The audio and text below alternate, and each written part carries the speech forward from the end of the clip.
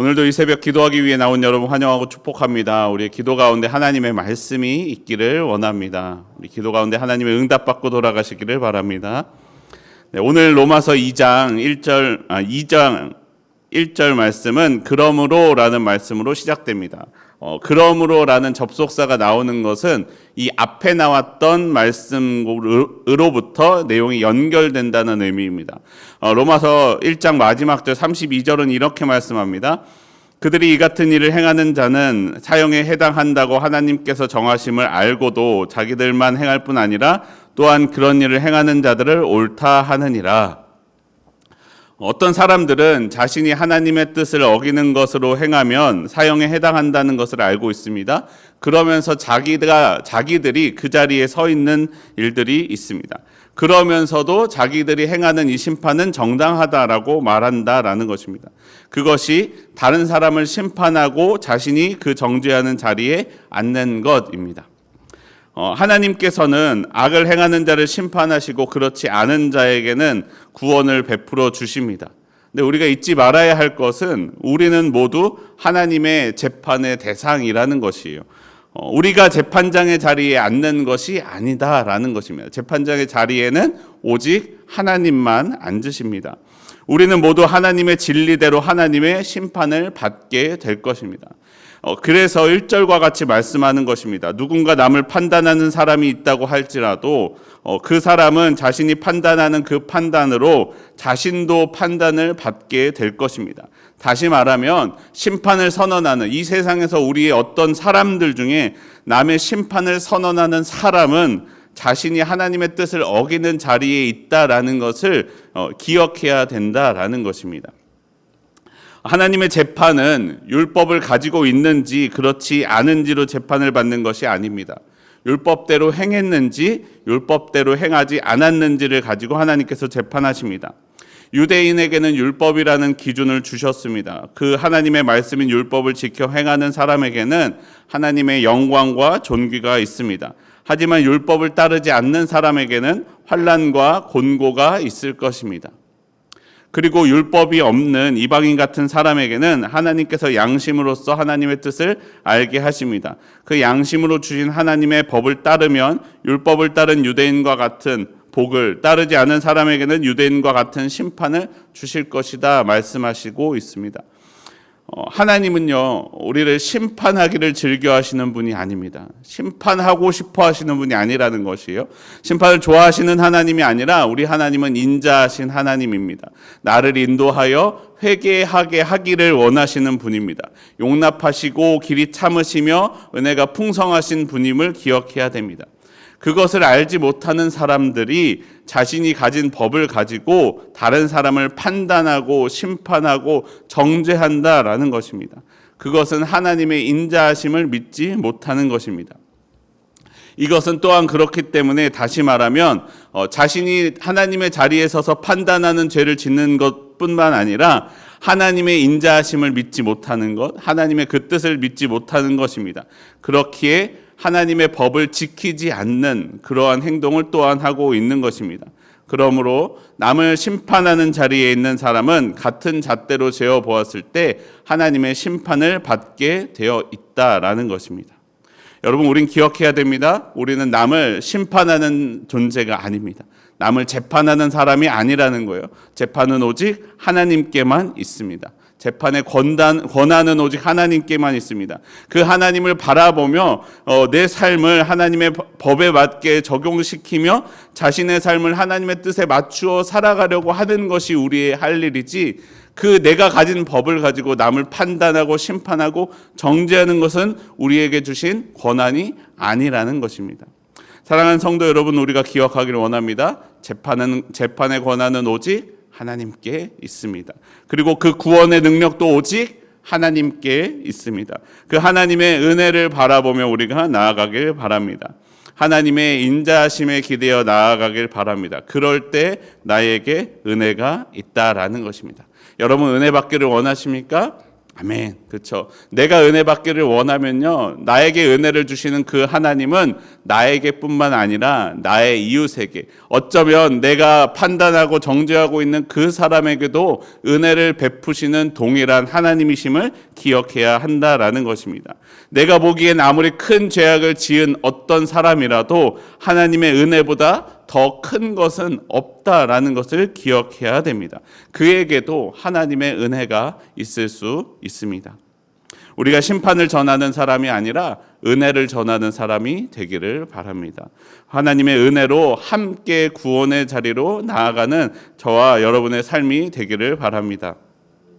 또한 그렇기에 하나님은 사람을 외모로 취하지 않으신다라고 말씀합니다. 로마서 2장 11절 말씀 함께 읽어보겠습니다. 시작. 이는 하나님은 사람을 그 외모로 취하지 않으신다, 이 얼굴로 취하지 않으신다라는 문자적인 뜻을 가지고 있지만, 다시 한번 말하면요, 겉으로 드러난 자격, 인종, 신분 같은 것으로 판단하지 않으신다라는 것이에요. 우리는 지금 대부분 한국 사람들은 같은 인종이기 때문에 얼굴이 비슷해 보이지만, 그 당시 로마 시대 때를 생각해 보면요, 얼굴만 보면 이 사람은 어떤 사람이구나라는 것이 알 수 있었어요. 예를 들어 노예제도가 있을 때 미국에서는 얼굴이 하얗면 주인이고 얼굴이 까마면 노예였을 것이잖아요. 그런 것처럼 얼굴만 딱 보면 이 사람의 인종이 어디고, 이 사람의 신분이 어느 정도 되겠구나, 이 사람이 어떤 환경 가운데 살아왔겠구나라는 것이 보였다라는 것입니다. 그런 것으로 하나님이 사람을 취하지 않으신다라고 말씀하시는 것입니다. 16절에서는 하나님이 예수 그리스도로 말미암아 사람들의 은밀한 것을 심판하신다라고 말씀합니다. 여러분, 율법을 행합니다. 하나님께서 우리 하나님 되심을 믿기 때문에 율법을 행할 수도 있습니다. 믿음이 있는 사람은 하나님의 법에 순종하며 그 법을 행합니다. 그런데 여러분, 때로 그런 문화 가운데 있기 때문에 그렇게 행동하는 사람이 있을 수도 있다라는 거예요. 자신이 하나님의 법을 지키려고 지키는 게 아니라 그냥 그런 문화 가운데 있기 때문에 저절로 그냥 그렇게 지키는 사람도 있다라는 것이에요. 예를 들어요, 여러분, 율법에는 돼지고기를 먹지 말라고 했잖아요. 근데 돼지고기를 마트에서 팔지 않는 문화 가운데 살고 있어요. 그러면 돼지고기를 먹는 법을 어길 수가 있어요, 없어요? 없다는 거예요. 그 사람은 내가 하나님의 법을 지키기 때문에 돼지고기를 먹지 말아야지 해서 안 먹은 게 아니라 그냥 못 먹은 거죠. 그렇다고 그 사람이 하나님의 법을 지킨 것이냐? 그렇다고 말할 수 없다라는 것입니다. 여러분, 내가 그것을 지키려는 판단과 능력이 생기기 전에 누군가 내가 율법을 지켜서 돼지고기를 먹지 말아야지라고 생각하고 있는데, 내가 그 생각과 판단이 생기기 전에 내가 아기 때 3살짜리에게 돼지고기를 누가 이미 먹였어요. 그럼 나는 법을 지키고 싶었지만 내 의지와 힘이 생기기 전에 이미 먹었어요. 그럼 나는 법을 어긴 것이냐? 그것 또한 그렇지 않다라는 것입니다. 여러분, 왜냐하면요, 이것이 그 문화가 그 삶의 그 법을 지키기 위해서 중요한 역할을 하고 있기 때문에 그렇습니다. 여러분, 유대인들은요, 그 법을 어기기가 사실 어려웠어요. 여러분, 이스라엘에 가보시면요, 안식일이 되면 일을 할 수 있는 것이 아무것도 없어요. 할 수 있는 것을 다 막아놨기 때문에 엘리베이터는 다 층층마다 서고 모든 가는 곳곳마다 그 일들을 할 수 있는 것들을 다 막아놓았다라는 거예요. 자신들은 아브라함의 자손이기 때문에 율법에 맞추어 이미 문화가 구성되어 있습니다. 율법을 어기고서 오히려 살아갈 수 없는 생활 환경이 준비되어 있었어요. 그 사람이 속한 가정, 여러분, 율법을 지키는 것은요, 나 혼자 지키고 싶어서 지킬 수 있는 게 아니에요.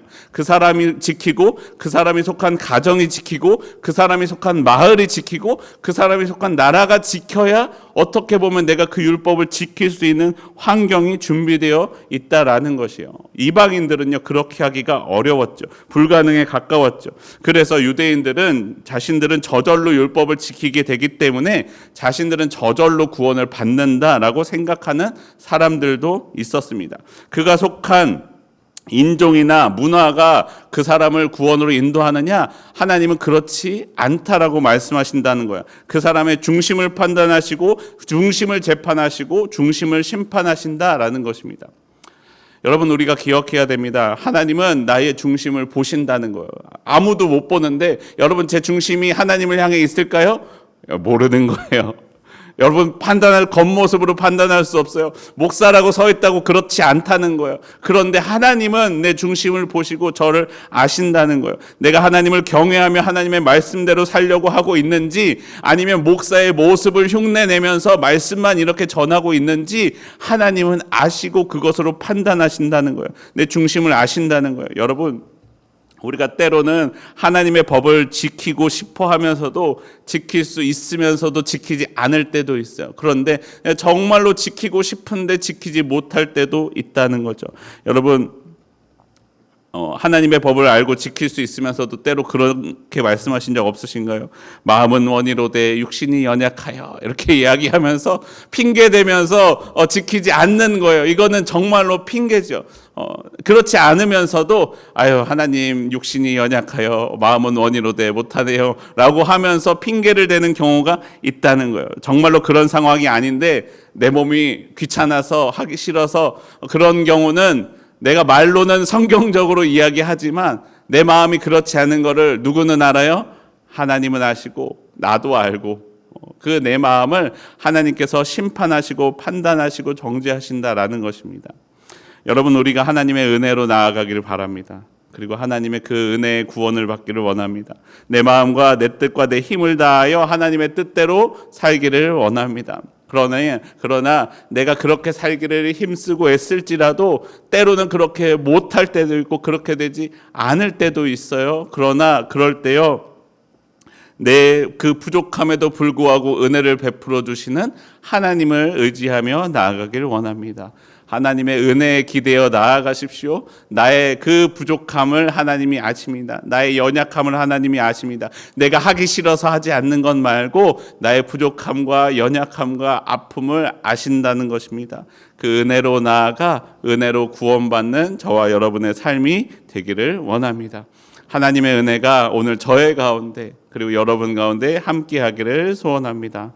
우리 함께 기도하겠습니다. 하나님, 우리가 주님의 말씀대로 살기를 원합니다. 하나님, 나로 주님의 말씀대로 살아갈 힘과 능력 주시옵소서. 하나님, 나는 연약하여서 내가 하기를 원하지만 아버지, 때로는 실패하고 실수하고 넘어질 때가 있습니다. 주여, 이 연약한 나에게 은혜를 베푸사 주여 주님의 은혜를 내리어 주시옵소서. 주님의 구원을 베풀어 주시옵소서. 나의 힘과 능력으로 구원받지 못함을 고백합니다. 주님의 은혜로 나를 구원하여 주시옵소서. 우리 주 예수 그리스도의 이름으로 기도합니다. 아멘.